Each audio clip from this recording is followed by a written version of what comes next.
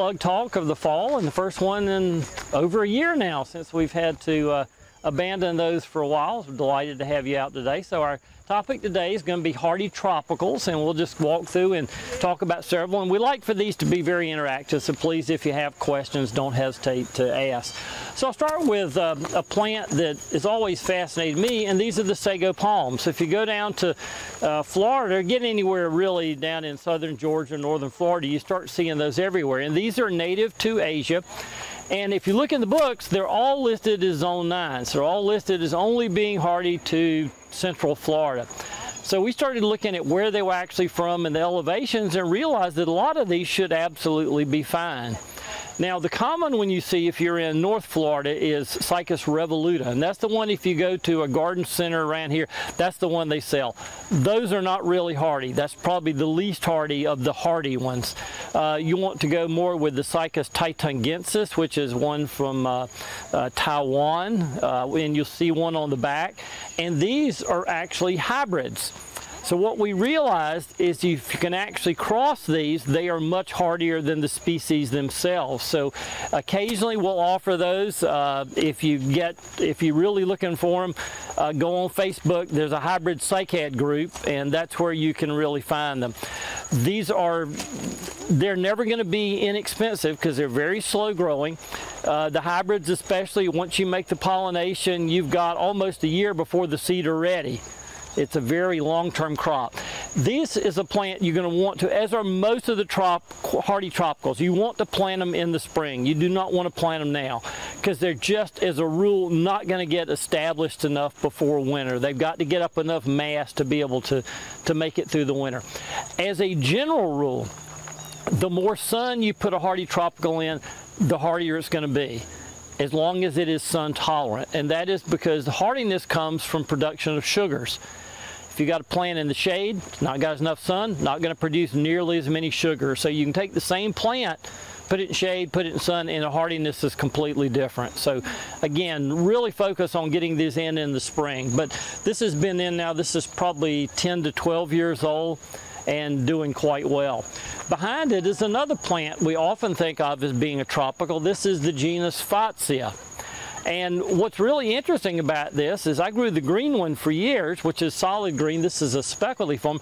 The green form, I never could get to come through a winter here. But it wasn't until we started growing the variegated forms that they are reliably hardy. Now, usually it's the opposite. Usually if a plant is variegated, it's actually less hardy. But that is not a hard and fast rule, and certainly does not apply to Fatsias.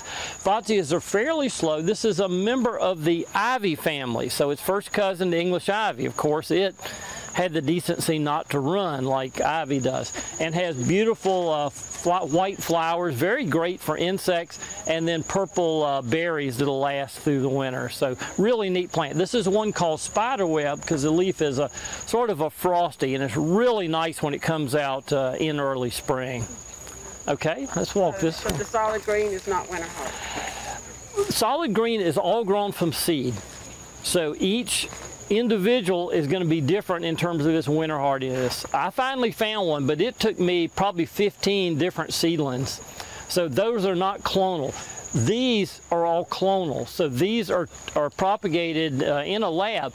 So if you get one that's not green, it's guaranteed it's going to be hardy here. If your green ones, now last 3 years we have not been below 20. So all of them would have been hardy the last 3 years. But if we get a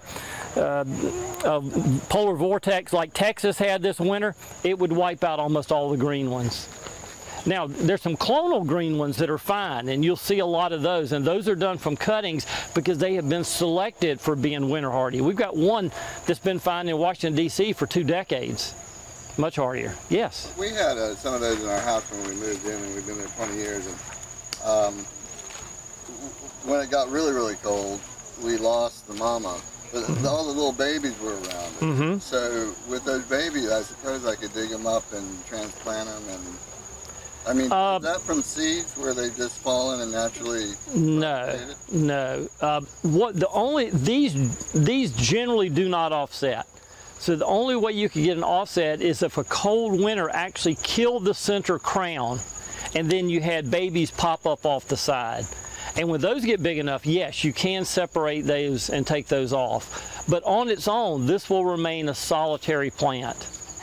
Now, if you get, we'll mention this, if it gets below 10 degrees, you will lose every leaf on here. But don't fear, just leave them on till generally middle of March, and then cut them off. Because the way these plants are hardwired, you cut all the foliage off, within 30 days, it's going to try to send up new leaves. And if you cut them off in February and it sends them up in March, they're going to get fried. But these are really tough. We had a cold winter probably a decade ago, so we had one on the back. We lost it completely. We thought it was dead. 2 years, I saw no leaf. We dug it up, we put it in the garage there, and it sat there all summer long, 6 months. And I went to check it, and I said, well, you know, this thing's still firm. We put it back in the ground, it has now resprouted. So that's 3 years with no foliage. These are tough. I mean, these were around when dinosaurs were around. So these are among the most prehistoric of all plants. And these are actually gymnosperms. So these are closer related to pine trees than they are to palm trees. Palm trees actually flower. These do not flower. These have cones. So it's a fascinating plant. But like I say, there are quite a few that will do very well in this area. You'll see them scattered throughout the garden. Okay, let's look at a few more. Now, we mentioned the variegated Fatsias. Take a look there at the front. That is probably the most winter hardy of all. That is one called variegata, and that is one that we do have propagated. It has to be done by tissue culture because they're really difficult any other way. But that's been there for almost 25 years, and it's never had any winter damage at all, even when we got down near zero. So that's incredibly hardy. Now, another really neat, same family, is the plant you see back over in the back. You see with the spikes starting on it, that is a schefflera. So if you've been to Florida and you've seen scheffleras, that's the dominant tree down there. This is the only schefflera that will live outside here. This is Schefflera delavea, named after a famous plant explorer, delavea, from China.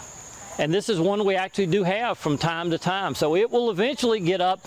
It'll make an 8 to 10 foot tree here. Beautiful flowers, just getting ready to spike now, and they'll open small white flowers, great for attracting insects. But that is one that, you know, I grew up going to Florida a lot, and I thought there's never a chance I could grow a schefflera here, only to find years later.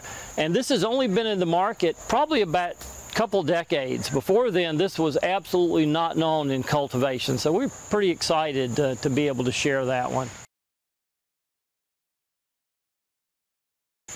Now, this is the first elephant ear. We've got elephant ears planted around, and that's obviously a plant that people consider tropical because it's from Southeast Asia. People think it's from Hawaii. It's not. That was just an introduction there, and obviously they became famous for growing elephant ears. Elephant ears, the majority of them are winter hardy here. Not 100%, but almost everything that most people know as elephant ear is a species Colocasia esculenta. It was brought to the U.S. with the slave trade. It was brought here as a food for slaves. And they brought the running form, which is called Esculenta aquatalis, and they planted on plantations to feed all their slaves. The plants have evolved, and the ones we're most excited about are the clumping forms that don't run and take over the garden, because some of them, they can spread 40 feet in 3 years. I mean, it's pretty insane. So you got to be very careful if you grow the running ones where you plant them. These form tubers underground. And these tubers are what are eaten. This is taro, or it's made into a dish called poi, if you're from Hawaii. Now, you generally want these below the ground for them to be hardy. After about 2 to 3 years, they will actually lift themselves up out of the ground. So if you have one of the nice colored elephant ears, every couple of years, you better replant it. If you do not, you will lose it in a hard winter. So they try to commit suicide. They're like coming up, they think they're still in the tropics. So you just go in, dig a hole. Ideally, you can get this 6 inches below the ground is perfect, and keep it alive that way. So watch your elephant ears, and if you ever see them doing that, trying to come up out of the ground, just jerk them out of the ground, cut the foliage off, stick them back in the ground, cover them up. and they'll come right back up. So, Can you just throw mulch on them? no, that's not going to do it. You got to have something that insulates. Mulch insulates a little bit, but you get air penetration through most mulch. And you don't want air penetration. You want to get them down in the ground, because anything below the frost level is never going to freeze. So they're going to be safe. So that's what you want to do, is get these down below the frost level. And these come now in an array of colors, forms, sizes. We've got a really incredible bunch. But that's the key for elephant ears. Now, a lot of people grow those in the shade, as I mentioned earlier.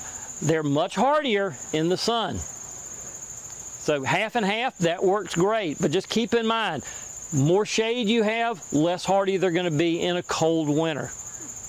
But people have very short memories. They think, oh, the last 3 winters, it survived just fine. That's because we've had Central Florida winters. We have 60 years of temperature records. We've had 4 years in 60 that it did not drop below 20. 3 of those have been the last 3. So yes, we are on a warming trend. If you want to gamble that we're going to stay on a warming trend like the people in Texas did, you're probably going to lose a lot of plants. So just keep that in mind. Yes. Go ahead. Are they deer resistant? Are they deer resistant? We do not see deer munching on elephant ears. They do have a chemical in them, oxalic acid. And anything that has oxalic acid is generally not going to be great for anything to eat, whether it's humans or critters, because oxalic acid in your mouth crystallizes into what feels like you've eaten broken glass. It's fairly unpleasant. One of the house plants in the same family is called dumb cane, Dieffenbachia, and named that because some idiot ate a leaf and it swelled his mouth up and he could not speak, and hence the name dumb cane. So that's where that came from. So yeah, oxalic acid you really don't want to eat. So that's why they cook this, and then in the breeding, they actually breed for low oxalic acid content. So in Hawaii, I've been able to sample some that were bred, and you can eat them just like a turnip. And absolutely no problem, because they have been hybridized for low to no oxalic acid. So great question. Yes? This tree, what type of tree is this? That is a golden leaf lacebark elm. Okay. Called Golden Ray. Beautiful tree. Nothing tropical about it, but beautiful. Now you'll see as we go through another tropical here behind me. These are the cast iron plants. Again, if you go down south, this is a landscape staple. People up here don't realize they're winter hardy, and there are a lot to choose from. When we started collecting these back in 1980, there were only 20 known species to exist anywhere in the world. Finally got people interested in looking down instead of up. There are now 200 species of Aspidistra. So pretty amazing. The most common is this. This is Aspidistra elatior, and this comes in a range of solid green, variegated tips, variegated stripes, all kinds of things. And these again are best, get them established early. I do not recommend putting cast iron plants in this late in the year. If you get one, grow it as a house plant through the winter, pot it, get it larger size, and then put it in the ground come spring. But you will see loads of those scattered all through the gardens. But just for winter interest, I mean, these middle of January, February, they're completely evergreen and look absolutely fantastic. All right. In front of it is. Right here? Mm-hmm. This is a Mahonia. Yeah. This is one of sort of the new breed of Mahonias. Mahonias for years were big, tall, spiny things, which were nice, but these are much more user-friendly. And we actually have our own Mahonia breeding program trying to come up with even more. This is one called Soft Caress. It was developed by a friend of ours down in Atlanta. Okay, so we'll look at a couple more plants.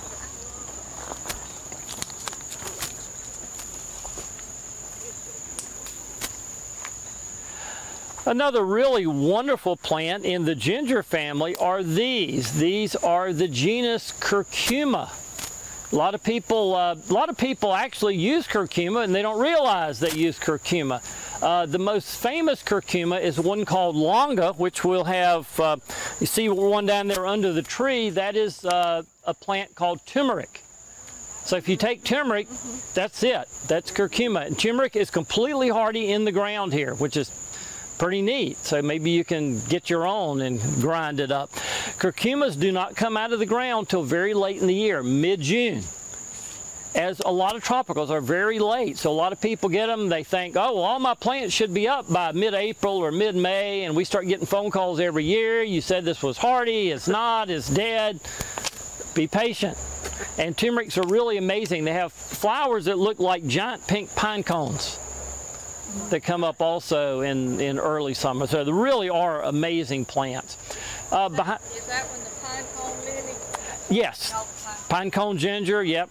That's a name that can be used for a lot of different curcumas. But this is a larger leaf one. This is Curcuma zetudaria, whereas the true turmeric is right down here with a much narrower leaf. Now behind us is another very interesting plant. This is some of the striped bamboos. This is the genus Bambusa. Now, you can divide bamboos in several different ways. First of all, clumpers and runners. We don't let runners on our property, ever. They are not good plants. They're beautiful when you see them in somebody else's yard, but they're not good to have in your yard. Okay, so the ones we grow are clumpers. So you have two groups within the clumpers. You have the ones that are marginal here for winter, but love our summers. And then you have the ones that love our winters and hate our summers. So this is one of the summer ones. So you would see these, you get down starting in the Orlando area, these are everywhere and they are just amazing. Here they will die to the ground when we get below 15 degrees. Completely to the ground. It's like a perennial and then pops back up. It'll take it 2 or 3 years to regain its size. This is a beautiful striped stem one called Alphonse Carr. So if you look in the books, this is a Zone 9 plant. But the reality is we've had them out for 30 years in the garden and they're really quite good. Yes, question? This tree right here, the evergreen over it? Right here over top. This is a Ketelaria. This is a really odd genus. There's only a handful of species. This was a plant the late J.C. Ralston really pushed. It has beautiful cones on it, and when we were in China, they actually fed this to us for a meal. We were still really hungry after that meal. Not a plant I recommend. And then there's a lot of palms. So we'll start with our hardiest of all the palms at the base of this holly tree here. This is the needle palm. Needle palm is a native to southern South Carolina all the way down into Florida through the Gulf Coast. It is generally considered a non-trunking palm. It will eventually get a short trunk, but these can be 50 to 100 years old before you ever see much of a trunk on them. But it is the hardiest palm. It is fine once established to minus 20. So it can be grown up just south of Chicago once it's established. So it's a pretty cool palm. It grows in full sun or full shade and does not affect the hardiness at all. So really a great plant. It's fairly slow growing, which is why when you see it available, it's not going to be cheap. Now the tallest palm around here are these. These are called windmill palms. These are from the high Himalayas. This is the fastest growing trunked palm in this region by far. There's nothing even remotely close to that. There are some native trunk palms like palmetto, but palmetto, you'll be really old when your palmetto gets the trunk. This thing, this will do this in like 5-6 years. So much faster. Now, there are different forms of windmill palm. Back when we used to have cold winters here, when we used to get down below zero, there were only a handful of windmill palms that would survive in Raleigh. There was the old Taylor form, which was at Taylor's Nurseries in Raleigh, that had been there for like 60 years. There was one in Greensboro. There was a couple big ones in Charlotte. So what we did is after we had our 1984 winter where it got to -9 here, we went around and gathered seed off all the survivors and grew those. So we offer them as the Taylor form, etc., etc. Now, you can argue, now does it matter? No, because we're in a warming period. But if you think it might go back, then yes, those forms really are important, because a lot of people they buy them at Lowe's now where they bring them in from Florida. Those have no winter hardiness at all on a cold winter. As long as we stay above 10, they're fine. So it's all a gamble. Now, right beside you is another really interesting tropical, and these are the love lilies. Which the genus is Amorphophallus, which is Latin for a deformed part of the male anatomy, and that talks about the flowers. And very tropical looking, they look like palm trees. They're actually first cousin to the elephant ears. They're in the same family. They're aroids. Before they come up, and they don't come up like some of the gingers till mid-June. They have these very unusual flowers that can get up to 4 to 5 feet tall, look like black leather, and smell like something that died along the roadside. But really fascinating foliage. Again, if you like that very tropical look, that's hard to beat. All right, so here is this is the one I was telling you about. That is true turmeric. So that is the one that you can use. This happens to be a really nice variegated form. There are a couple of really superb variegated forms. Now, curcumas cannot take sun, so these have to be in shade. You put them in sun, they're going to burn up. So just a delightful plant that you can put with hostas and ferns. But again, keep in mind, they don't come up till very, very late. Now, we also have a number of other gingers. This is also a ginger. This is the genus Hedychium. Now, where the pine cone gingers, or sometimes called hidden cone gingers, flower way low, these flower on top of the foliage. Now, the majority of the Hedychium, or ginger lilies as they're called, species, are full sun plants. This particular one must grow in the shade. This one will cook in the sun. This is Hedychium ellipticum. But all the rest of them, they don't flower worth a darn in the shade. They really need at least a half a day's sun in which to flower. So that's, again, if you walk through the nursery, look through the catalogs, we'll say this one needs sun, this one needs shade. So you really do need to know the plants. And the final plant I'll tackle today are the bananas. You'll see a number of bananas. If you look at the end of a parking lot, we have pretty much all the bananas that'll grow here planted and labeled so you can see the difference. This is the hardiest of all. This is the Musa baju. It was known for years as the Japanese tree banana because it is all over southern Japan. Well, when they did the DNA about 12 years ago, they realized it's not Japanese at all. The Japanese brought it in from China hundreds of years ago, and it naturalized, and everybody assumed it was from Japan. So it's not. It's from up in Sichuan, China. This is absolutely hardy here. Anything 10, 15 below zero, it's fine. So there's never been a temperature in Raleigh where this will be a problem. If we do not drop below 15 degrees, this will continue to grow out of the trunk each year. The trunk, because what happens in the winter, it will kill the foliage, but as long as it stays below 15, it will remain a growing point inside that stalk, which is called a pseudostem. And then come spring, it just starts growing out the top. But if we get down to 10, below that, it dies to the ground and resprouts from the ground. So this one does not have edible bananas, unless you're really hungry, because the bananas are full of seed, which are like eating giant BBs. It's not really fun, but they will have bananas. There really are not a lot that have edible bananas here unless you protect them. So this one needs no protection. The ones that have edible bananas, you would have to build a cage around it in fall. And for years we did that. We used to have one in here, but it got too big, so it's now on the far end. And there you take a big wire cage. You want to go at least 2 foot on the outside of the trunks, or the pseudostems, and fill it full of shredded leaves. Don't use anything but shredded leaves. Anything else is either going to hold too much moisture or let too much air in. And the other option, if you've got a fruiting one, is you dig it up in fall and put it in a basement, garage, anything that will stay above 40 degrees, and just lay it on the ground. No soil, no potting, no water, no nothing. Just jerk it out of the ground, lay it on the ground, and it will survive till spring, and then you put it back in the ground and it starts growing again. So bananas are incredibly tough. Okay, any questions?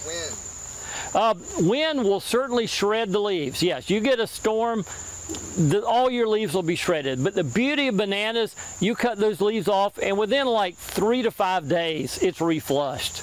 So it is amazingly fast. So this area, this is about as much shade as you ever want to try to grow one in. They're just not going to be nearly as vigorous. It does lose some hardiness, but they've got enough that they're going to be fine here. But you can look at the ones at the end of the parking lot and see how much more robust and larger they are, and they fruit better, they flower better, just far better in the thing. Now, bananas do spread.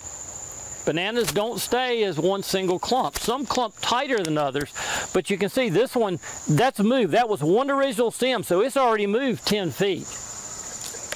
So when you plant bananas, you've got to realize these things are going to gallop. They're not going to sit in one place.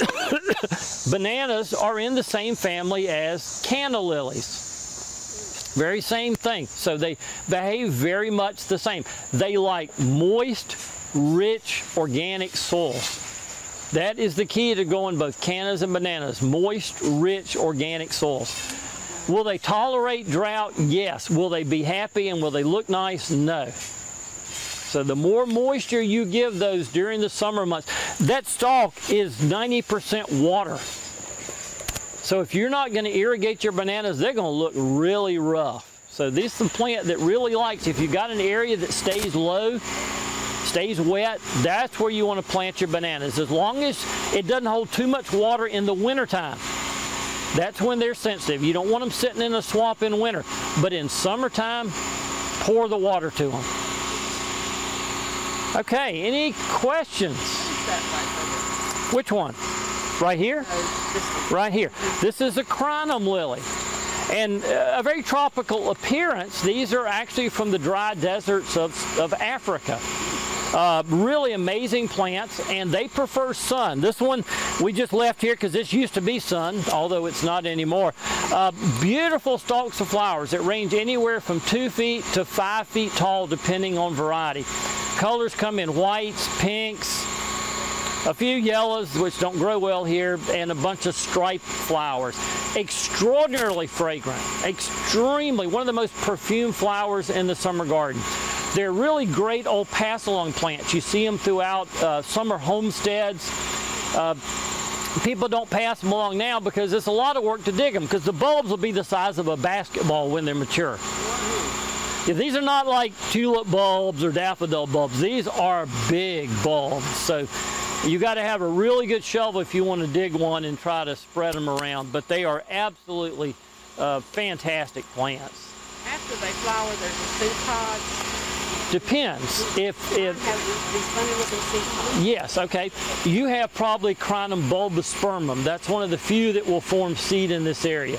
Most of the really nice hybrids, they're sterile. Unless you go in and hand pollinate them, you're not going to get any seed. But bulbospermum will seed all around, and yeah, the seed are huge, and they'll drop and come right up. Yep, they'll absolutely seed all around. Any other questions? Yes. Are these the same species? They are, absolutely. So this would be more typical for a windmill palm. Now, we like to experiment. So we did some what's called ploidy manipulation, which means we caused the thing to double the number of chromosomes. And when we did, we came up with these dwarfs. So these are the same age. So this is more normal, this is not normal. So it's always interesting things you do. Now each seedling is going to be different. And for the first time we've got really good seed set on these, so hopefully next year we'll be able to offer these dwarf ones, which is something we've not been able to do. So that's probably 15 years old. These are the same age. Yeah, great questions. All right, any other questions? It's really a neat effect to have these tropicals. A lot of people, you know, we go to the beach, we go to Florida, and we all come back, we're like, you know, I'd really like to have some of that in my garden. And for years, it was really assumed that we couldn't grow these things. It was just a matter of trying. What's really interesting is many of our friends from North Florida come up here, and these plants are not hardy for them, even though they are 10 hours further south. And the reason is because here we actually cool down in the fall, and the plants do something called acclimatize. They acclimate to the cool weather. In North Florida, they're just like, oh, it's summer, it's summer, it's summer. Woo, a cold snap comes in December, and the plants are not ready for it, and they die. So we actually can grow things that they cannot grow down there, which is pretty fascinating. All because they acclimate. So it's another reason you do not want to go using chemical fertilizers in your garden, because if you do chemical salt-based fertilizers, you keep those plants growing, because a lot of those plants don't know how to shut down on their own. And that's why we don't allow any chemical fertilizers in the garden. Everything we use out here is all organic, and that way the plant gets it when it naturally wants to get it. So you can kill your plant by fertilizing it with chemicals by keeping it growing late in the year, especially in terms of tropicals. Does that include things like Espoma? That's an organic, right? Espoma is all organic, so those are great. Yes, it's the key with any fertilizer. We're trying to get people away from ever fertilizing a plant. You never want to fertilize a plant. You want to feed the microbes in the soil. They'll hand off nutrients to the plants when they need them. So you're not fertilizing plants, you're fertilizing microbes. You're feeding the microbes. That's the key. And there's a lot of microbes in the ground. There are more microbes in the ground. There are 10 times as many microbes in 1 tablespoon of soil than there are people in the United States. Think about that. It's an entire city underground, and their job, we can't see them, so humans think they're not there or they're not important. They're very important. That's what makes everything work. That's what makes everything grow. It's what keeps everything healthy. As I tell people, look in the forest next time you're walking. Who fertilizes out there? Nature's got a great system. I was recently reading Ruth Stout's book about no work gardening, and she just says mulch, but don't fertilize. Well, it's not quite that simple, but okay. you do need to know what nutrients are missing. So for example, when we started gardening here, we took soil tests. Our pH here is 3.2. Whoa. Yeah, that's what I said. So an ideal pH is 6.2. So that is, our soil was 1,000 times more acidic than it needed to be able to grow stuff. So without adding organic calcium, we wouldn't be growing much today. Our potassium readings, which should be on a North Carolina soil test, a minimum of 55 to really have stuff healthy and growing. Our potassium readings were 1. So if we had not added green sand, which is an organic source of potassium, you wouldn't be seeing any plants growing today. So it's not quite as simple as that. But yes, mulch is important. Mulch decomposes, mulch feeds the microbes, but you do have to know chemically what is in or what is missing from your soil.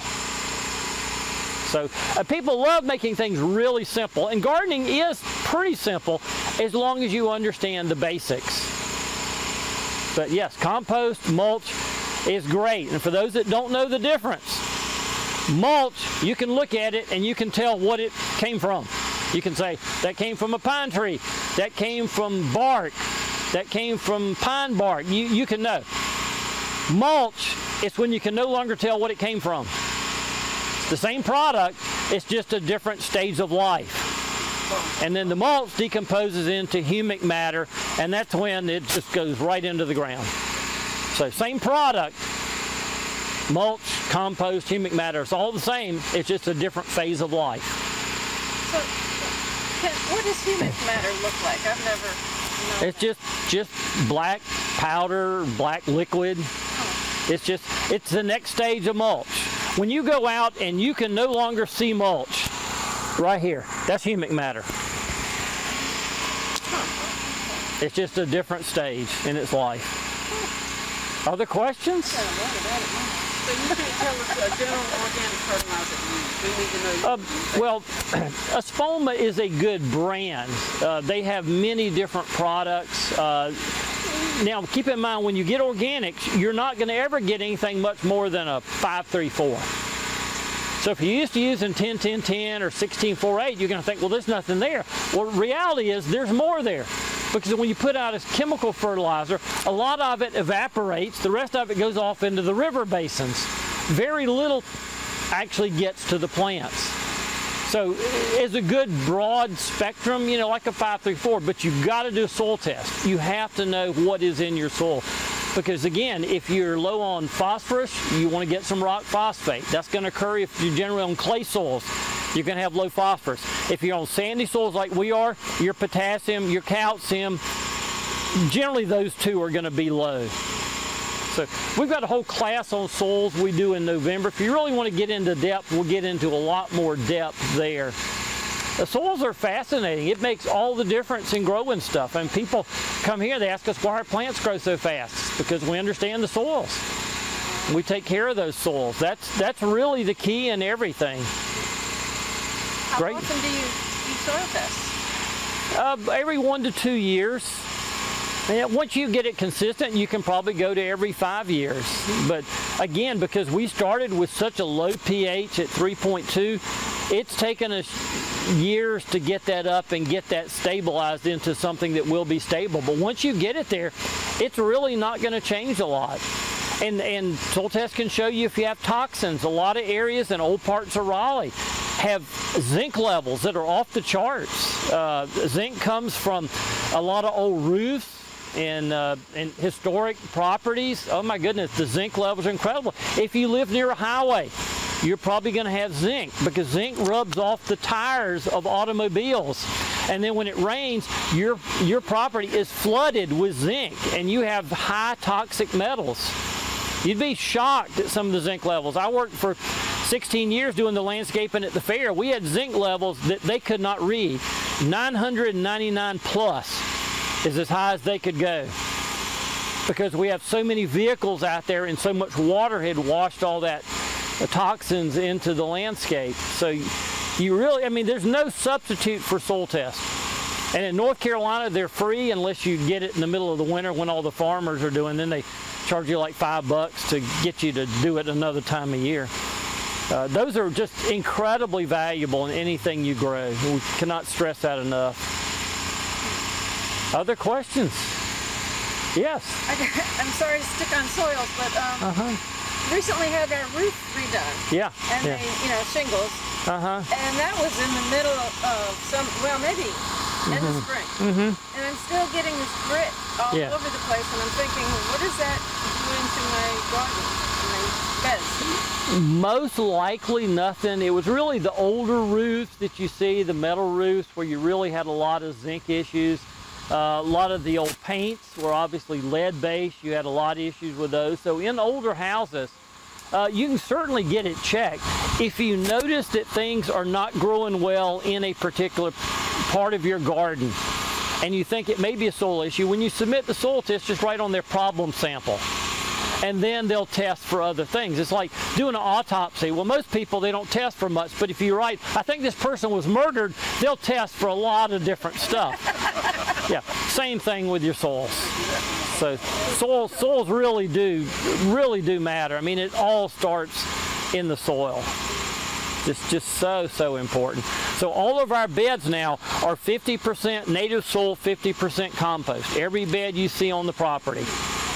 So you don't want to add really good stuff on top of crap stuff and not mix it together. That is never good. Then you're interfering with water movement up and root movement down. You always must mix whatever you have with whatever you're adding. That interface layer is the number one thing that you do.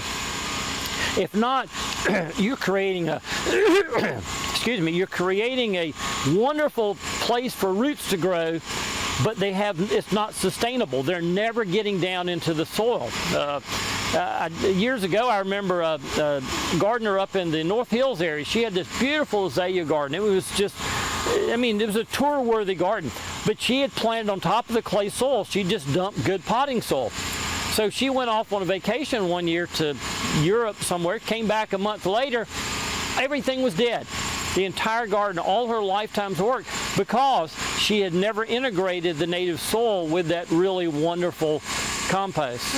So you've got to get that native soil in. So this whole thing you hear about vegetable garden people talk about, oh, raise it up on top of the crappy soil. If you don't mix them together, you are ruined. As long as you're out there every single day watering and artificial fertilizing, you can do fine. But if you want something sustainable, you got to mix it in. That is the key. Great questions. Yes? With your agave cacti, do you use the same soil mixture? Great question. I hadn't even talked about agaves because they are somewhat tropical, although they're desert tropical. For agaves, the key is winter drainage. That is number one. They cannot tolerate moisture in the wintertime. So like many other plants, you do not want to plant them this time of year. They cannot get enough mass established to shed water. Now, you can move them. If you got an old one, you can move them now fine because they've got enough mass to shed. During the summer, they love moisture. So you can irrigate the crap out of them in the summertime, but not in the winter. Now, in terms of a soil mix, we will generally add something to improve drainage. So I said we had our 50-50 mix and most everything else. In there, we will add up to 50% of a product called Permatil. And we've actually got the Permatil folks here today. If you want to learn more about it, we've got a little tent set up with them because it's an amazing product. It's a slate product mined in Salisbury, North Carolina. It's the only place in the world that that type of expandable slate exists. It's incredible. I mean, it really is amazing. And it not only has air around it, it's like pea gravel, but with air inside it, so it's popped. And so it adds a tremendous amount of air and drainage. So in most of our beds, we'll take 50% Permatil and then mix it with our mix. So that makes it 50% Permatil, 25% native soil, 25% compost. It's so expensive. If you buy it by the bag, yes. Where can you get it? You go talk to them. They will tell you where you can get it. Yes. A lot of the mulch companies around here, I know Triangle Mulch carries it. You can buy it by the truckload. And if you need enough, you can call them. They'll send a tractor trailer full to your house. Wow. And you can sell it to all your neighbors. I mean, the cost per ton is really low. It's the bagging cost that drives the cost up. I mean, you could never buy it as bags and afford to use it in the garden. It just doesn't make any economic sense. Yeah. But talk to them because, yeah, it's not a cheap product. They were telling me this morning they've got projects now going over in Qatar, over in the Middle East. They actually ship it by boat to Qatar, which is pretty amazing. I had no idea, but they're using it for major projects. And they were telling me they got a huge project, a wastewater project in San Diego. So they're trucking it out there on trains. So and truly, it is the only place in the world. We're right here in the middle of the only place that stuff exists. And it is so incredible in the garden that literally people are paying to have it hauled all over the world. So I don't think we realize how lucky we are to have such an amazing product in our backyard. But does it hold moisture or drain? Both. It shockingly, it holds moisture, but it holds moisture internally. So the drainage is incredible. It holds nutrients internally. Take a look on their table and you will see we have an orchid that we put on a piece of Permatil, and it was a piece that got messed up in the kiln. It was about this big. We just stuck an orchid on. It's been on there for now, I think, 4 years. And we set it in just a tub of water, and it sucks that water up, and that orchid is doing incredible, growing on nothing but a piece of Permatil. So it's a fascinating product. They can tell you a lot more about it, but it's such a neat that we have that right here in our backyard. Keep voles away from you. It does, and that was found by work we did at the fair, because they had delivered us a load and we were putting in a landscape down at what's called Gate 8, if you know the fairgrounds. And I was off the property, and one of my staff, instead of mixing the dirt in, he just dumped the permatill in to the bed there. And when I came back, it was too late, so we planted right in it, and this bed had been eaten up by voles for years. And I called the permatill people up. I said, I don't know if you've seen this, but all of a sudden we have no voles. And they came out, and we started studying, and that's where that came from. It was right here at the fair. So that is absolutely true. Yeah, yeah. So, is there a danger of running out of it if that's the only source? You know, I just asked her that question. They said they have 270 years of product left in the ground. So, yes, they will run out, but not for a long time.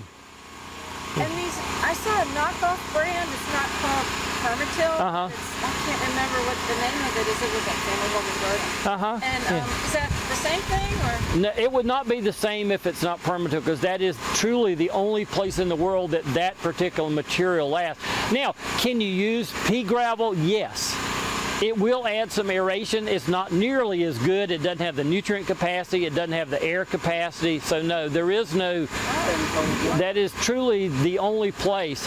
She was telling me that it is on the earth in other places. It's just so deep in the earth's crust, it's not extractable.